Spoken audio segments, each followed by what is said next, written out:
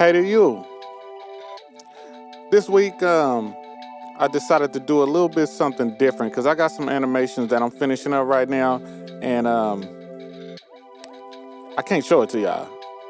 I might do a little bit something with it this week if I get the time, but right now we're just doing a quick video that I did on my iPad of some character practices that I was doing. I did 2 characters, and that's what we're just gonna get straight into. Don't forget to like, subscribe, and let's get into it. Boom. Okay. So like I said, I brought this in over from my iPad, and I'm basically doing the basics right there. What is it? Circle, and something like a box, almost like a triangle with 4 sides, I would say, something like that. And I was just playing around, and I think that it's important that you guys actually practice too. I was doing all these animations, and with animation, I use a lot of references, and you'll probably see that in the next video that I do. But these references, I get them from other animations. I get them from, drawings and stuff like that. And I have to manipulate them and, do all of that extra stuff. And what I realize is using a lot of references when it comes to drawing your figures, it helps with these movements, drawing them in certain poses or whatever. But when it comes to just creating a character from scratch and having an idea from it, it kind of saps it out of you. So I decided I need to do some more character designing practices for my faces, because my faces are starting to look very similar across the board. So I decided this week, while I was working on this animation, let me do a quick character face practice. I watched a couple videos, get a refresher, and then I just went in on it with the iPad that I have. It's funny because this turned into like that cartoon character from like Gorillas, and I wasn't even trying to do that. But right here, you can see that I'm working on basically on the planes of the face, trying to make sure that everything is lined up properly. And I don't know what happened with these eyes. These eyes were supposed to be a female's eyes, but all of a sudden it just turned into like this dark-eyed creature or something like that. So it was pretty cool. And it took a minute for me to get the mouth and all of that stuff all squared away. Right here, I'm working on a 3/4 view figure, and then in the middle of it, I decided, you know what, let's stick to what I just did and get that knocked out. And I think the next one I do of these, I'll do a 3/4 view, do a 3/4 practice, because it's just been a while.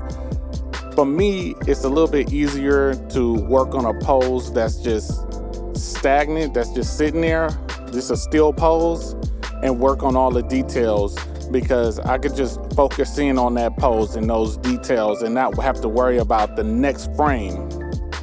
And when it comes to animating, you have to worry about the next frame when working on the actual frame that you're in right now. And when doing that, you have to think to yourself, less details, because I have to draw those same details on the next frame. I can't leave them out like that. Now, you can do a vague version of the previous details, but you have to take account for those details. And that's going back to having keyframes in your animation. So if you do an animation and it's let's say it's 15, let's say it's 15 frames. In my head, I'm thinking I need 5 frames to look good, to look as best as they're gonna look. And then the ones in between, I could just work, do something kind of vague because it's moving. But those 5 frames gotta look good and have all the details from the first frame. And those are like those keyframes. And then in betweens, I'm not worried too much about. You may even have some in between frames that are blurred. So that is the way of thinking when it comes to animation, and then the difference when it comes to just drawing a figure in full detail and trying to make it realistic and all of that stuff. So I decided I need to go back to practicing just drawing faces so I could find that happy medium between the two. And that's why these don't have so much detail. Like her right here, the only difference between him and her really is going to be her hair. So we're lining up everything like like you're supposed to. This time I actually stuck to the girl theme for this character with the eyes and all of that stuff. Right now you can see that the eye, what is that called? I can't remember what it's called. Where the light shines on the eye. I just copied the eye and flipped it and put it on the other side so they look the same, and they look like she's looking the same way. But I forgot to put the light on the opposite side, so I'll fix that later. But you see the hair. I just did a real simple hair. I'm just doing it all in black. I'm not coloring anything.